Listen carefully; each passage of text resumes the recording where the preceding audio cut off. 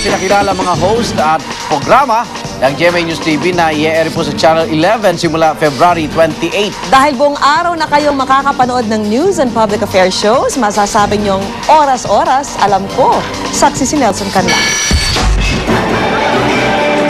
Formal na ipinakilala kanina sa mga advertisers ang GMA News TV sa A-Venue sa Makati City.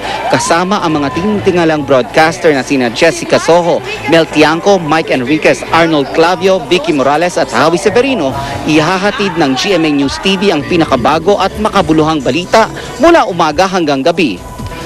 Maaasahan nila ang tuloy-tuloy na pagbabalita. Every hour meron tayong balita.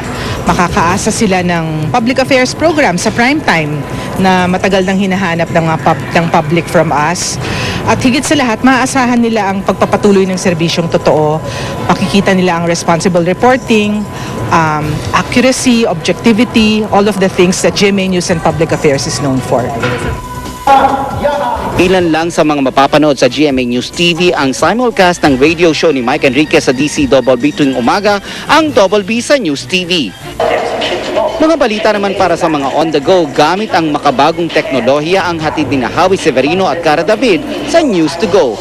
Kaya ang title ng aming show, morning show, ay News to Go kasi pwede mong bitbitin yung balita.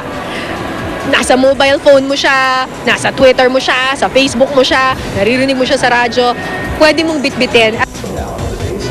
Si Jessica Soho naman ang makakasama natin sa primetime newscast na State of the Nation.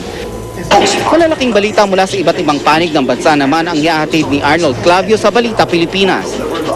Sina Ivan Merina at Connie Siso ang mapapanood sa public service program tuwing hapon na On Call. Si Mel Tiangco ang magpapapasok sa atin sa pinakamagarbong powerhouse. Samantala si Vicky Morales ang may dala ng magagandang balita sa Good News. Dapat ding abangan ang mga show tulad ng Bawal ang Pasaway kay Maring Winnie ni Winnie Monsod at ang investigative documentaries ni PCIJ Executive Director Malu Mangahas. Pangungunahan naman ng komedyanteng si Ramon Bautista ang may tamang balita. Tampok naman sa reality show na The Smiths ang pamilya ng rockstar na si Pepe Smith. Kaya rockstar ka, kaya panadero ka, kaya ano, ganun din ang natasalubong mga araw-araw eh. So walang itatago to. Kung ano yung mga nangyayari, yun yung dapat natin pag-ayusin at mapulutan ng paano ba ang pinakamaganda sa buhay eh, di ba? Ilan naman sa mga informative shows ang Best Men, I Wonder, Pop Talk, Weekend Getaway, The Main Event, Front Row, Real Time, Game, at ang fashion makeover show ni Solen Yusuf na Fashbook. With Fashbook, we get to give makeovers to ordinary people, inside out, not just the outer look. We have a life coach. Kung showbiz naman ang hilig nyo, si Rian Ramos, Aubrey Carampel at ang inyong lingkod ang maghahatid ng pinakasariwang showbiz news gabi-gabi sa Spotlight. Really, I'm very happy na kasama ko kayo kasi I think mas mabibigay natin yung magandang quality na nabibigay natin katulad ng, di ba, very well known ang GMA News and Public Affairs para sa talagang mataas na quality na news. Dumalo sina GMA Chairman and CEO Felipe Gozon at ang GMA President and COO Gilberto Duavit Jr. The news is becoming more and more important. Oras-oras hanggat maaari kung may kailangan o nais malaman, at least we anticipate that need, no? And well, a news channel is the answer. Dahil tayo naniniwala talagang the viewer is our boss. So ang tingin natin, parang gusto nilang magkaroon ng mas maraming ganyan. Nagkataon namang meron tayong second channel. Kaya we decided to do where we are really very good. Ang GMA News TV ay i-air sa Channel 11 mula February 28. Masasabi mong oras-oras, alam ko. Nelson Canlas ang inyong saksi.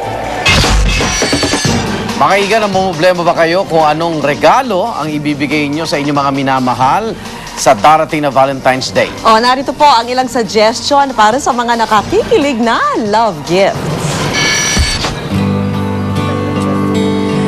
Talaga nga namang love is in the air na. Kaya na nga kahit saan lumingon, makakakita ka ng mga Valentine's gift na tiyak bibihag sa puso mo.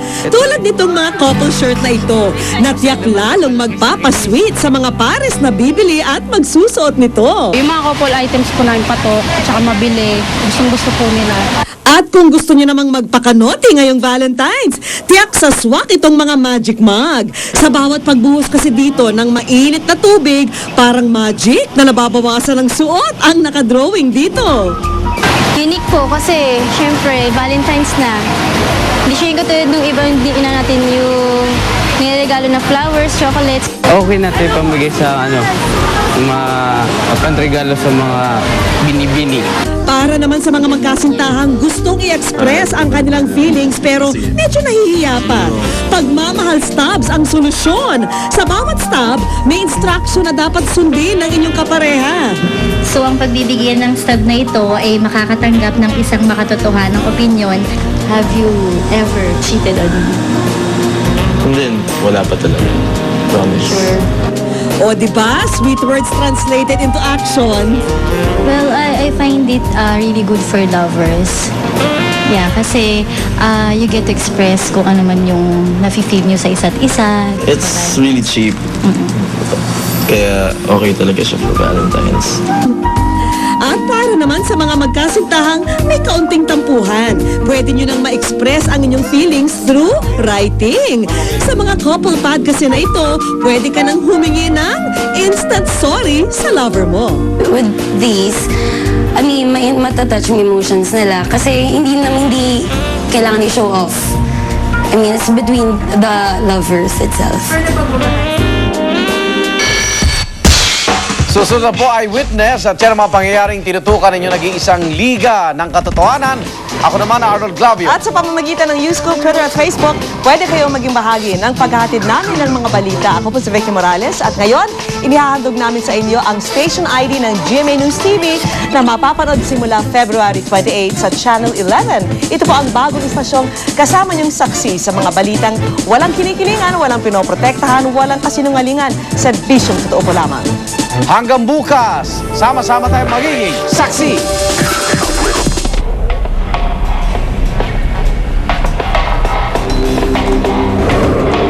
Alam namin na may mga balitang kailangan yung malaman agad.